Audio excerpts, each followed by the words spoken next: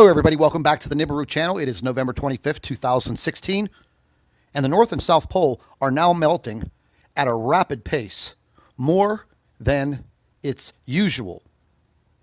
And there are several countries that are already inhabiting the South Pole. I've discovered the South Pole Treaty, or as they call it, the Antarctica Treaty. Now, the reason why? Well, let's just look at it this way.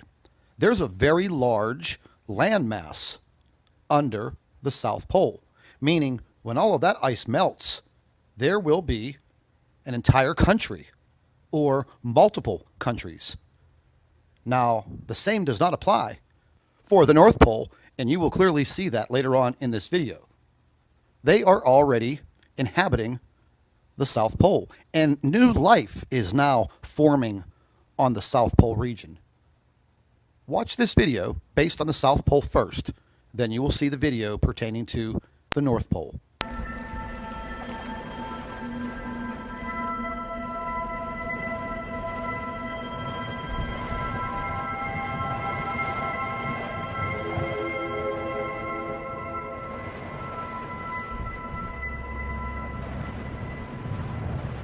Here we've seen mean annual temperatures rise by about 3 degrees Celsius over the past 50 years, which is something like 5 times as fast as global average temperatures have risen over that period.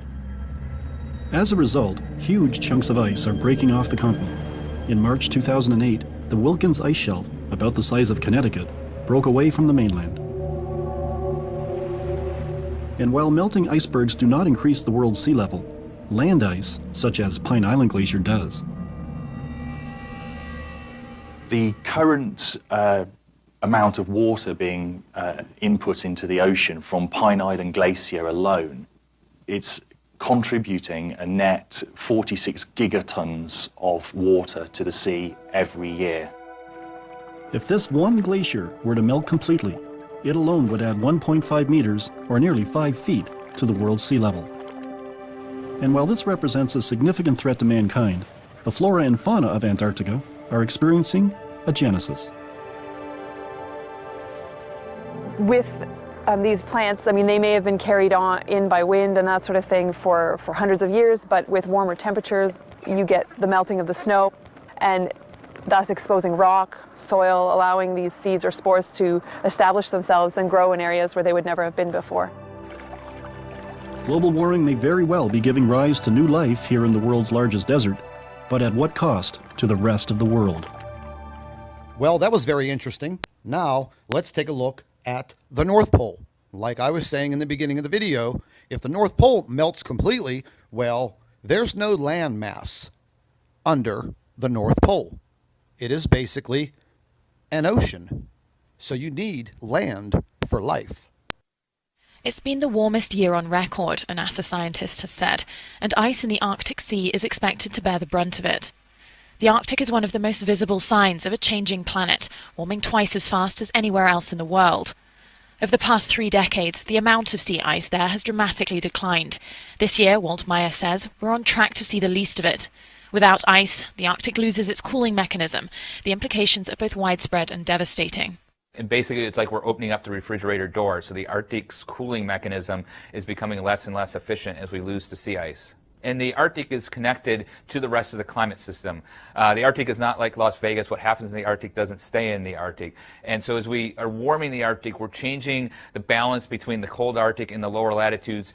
That potentially changes weather patterns, and we're already seeing evidence of that in terms of how the jet stream is changing. It's becoming less of a west to east flow and more of a loopy flow, kind of more north to south, which leads to more extreme events, things like droughts, things like torrential rains and flooding. The issue of global warming has been a key topic in the US presidential campaign. Democratic nominee Hillary Clinton sees it as an immediate concern, but Republican rival Donald Trump dismisses it as only minor. So let's just go over this again.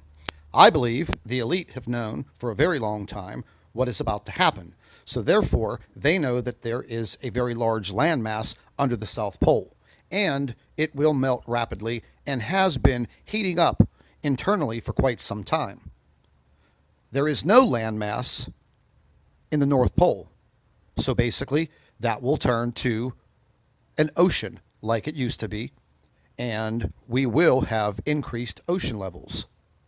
With a crustal pole shift, naturally, there will be increased flooding across the entire world. So large portions of landmass will be lost. However, the elite, they know this all too well, so therefore they have already planned out their civilizations in the South Pole region. And it's a fact, folks. Just do a little investigation, do a little research, and you will clearly see this. The North Pole and the South Pole are now melting at a very, very rapid pace. And the South Pole is being heated internally. And I do believe in a very short amount of time, you will see the South Pole region becoming a multinational country. And with that said, I'd like to thank all of our Nibiru watchers. You guys do a fantastic job. Would also like to thank you for your loyal subscribership. You can continue to email your photographs and your video to NibiruPlanetX2016@gmail.com. And don't forget to share our videos with your friends and family members on Facebook. And subscribe to the Nibiru channel for all of our current updates. And like I always say, keep an eye in the sky.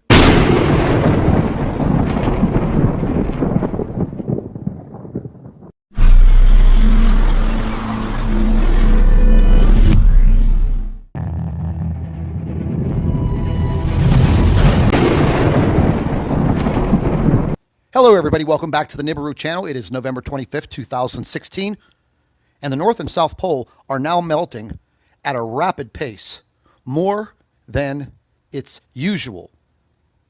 And there are several countries that are already inhabiting the South Pole. I've discovered the South Pole Treaty, or as they call it, the Antarctica Treaty. Now, the reason why? Well, let's just look at it this way.